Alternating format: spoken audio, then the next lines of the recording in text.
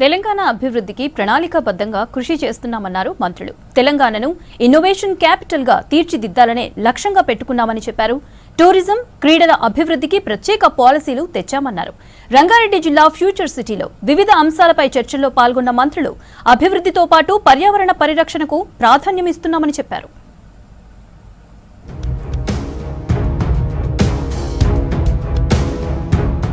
2047 కల్లా $3 trillion economy లక్ష్యంగా సర్కార్ పనిచేస్తుందన్నారు deputy CM Bhatti Vikramarka. Deep tech, AI, quantum టెక్నాలజీపై స్పెషల్ ఫోకస్ పెట్టామన్నారు. రంగారెడ్డి జిల్లా ఫ్యూచర్ సిటీలో ప్యానెల్ డిస్కషన్ లో పాల్గొన్నారు భట్టి విక్రమార్క. ప్రైవేట్ పబ్లిక్ పార్ట్నర్షిప్లతోనే అభివృద్ధి సాధ్యమని చెప్పారు. ప్రైవేట్ పెట్టుబడులు ప్రభుత్వంపై భారం తగ్గిస్తాయని చెప్పారు. We have recently announced Telangana Rising 2047. It is not a document. It's a pledge to the future. We have set an ambitious target to transform Telangana into a $3 trillion economy by 2047. I want to ground us in the numbers. Today, Telangana's economy is approximately $185 billion economy. రాష్ట్ర అభివృద్ధిలో life sciences కీలక పాత్ర పోషించిందన్నారు మంత్రి శ్రీధర్ బాబు. 25 ఏళ్ల కిందట ఏర్పడ్డ genome valley life sciences కి ప్రాణం పోసిందన్నారు. ఫ్యూచర్ సిటీ గ్లోబల్ సమ్మిట్ లో జీనోమ్ వ్యాలీ లైఫ్ సైన్సెస్ రంగంపై చర్చల్లో పాల్గొన్నారు శ్రీధర్ బాబు. బయోఫార్మా ఇండస్ట్రీ కోసం పాలసీ తీసుకువస్తున్నామని చెప్పారు. 25 years back, an idea has come. As a policy maker, we design so many policies, but ultimately it rests on the partners of this state and partners of the industry who makes it possible. Idea, the vision to make this Genome Valley into one of the renowned life sciences hub for tomorrow's world. రాష్ట్ర చరిత్రలోని మొదటిసారిగా road sector పాలసీని తీసుకువచ్చామన్నారు మంత్రి Komatireddy Venkatreddy. Rising Telangana road development program కి ఇది పునాది అని చెప్పారు. Connected Telangana, integrated transport and urban rural connectivity topic పై జరిగిన ప్యానెల్ డిస్కషన్ లో పాల్గొన్నారు కోమటిరెడ్డి వెంకటరెడ్డి. రోడ్లు, రైల్వేలు, విమానయానం, డిజిటల్ మౌలిక వసతులు, కరెంట్, ఆరోగ్యం, లాజిస్టిక్స్ వంటి అన్ని రంగాలు ఒకేసారి ముందుకు వెళ్లేలా ప్లాన్ చేశామని చెప్పారు.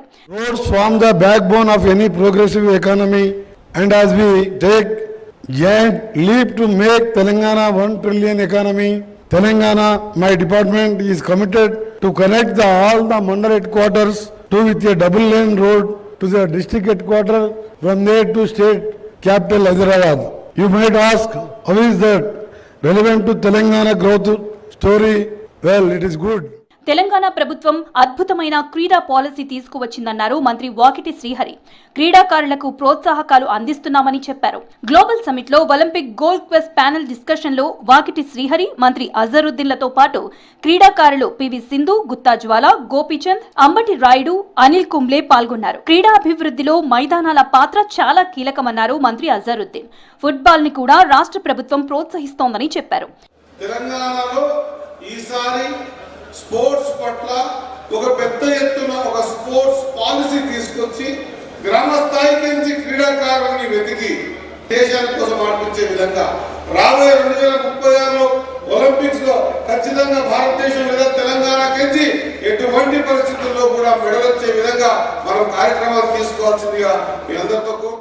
ఎకో టూరిజంతో 2047 నాటికి నెట్ జీరో లక్ష్యాలను చేరేందుకు రాష్ట్ర ప్రభుత్వం కృషి చేస్తోందన్నారు మంత్రి కొండా సురేఖ.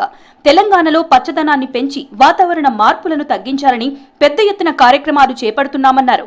గ్లోబల్ సమ్మిట్ లో Telangana heritage, culture, future tourism session లో మంత్రి జూపల్లి కృష్ణారావుతో కలిసి పాల్గొన్నారు సురేఖ. శిథిలావస్థలో ఉన్న దేవాలయాల పునరుద్ధరణకై CGF తో నిధులు కేటాయిస్తున్నామని చెప్పారు. రాష్ట్రంలో పర్యాటక రంగం అభివృద్ధికి టూరిజం పాలసీ తెచ్చామన్నారు మంత్రి Jupally Krishnarao. The government has introduced an eco under the tourism policy 2025-30 with the Telangana Forest Development Corporation as the nodal agency. Our guiding principle is very simple: less structure, more experiences. This means visitors should enjoy nature and wildlife without disturbing the environment. మరోవైపు global summit కి మంత్రి సురేఖ ఇందిరమ్మ చీరతో హాజరై ప్రత్యేక ఆకర్షణగా నిలిచారు. మహిళల ఆత్మగౌరవం కాపాడాలనే ప్రభుత్వం ఎంతో నాణ్యతగా ఇందిరమ్మ చీరలు తయారు చేయించిందని మంత్రి చెప్పారు.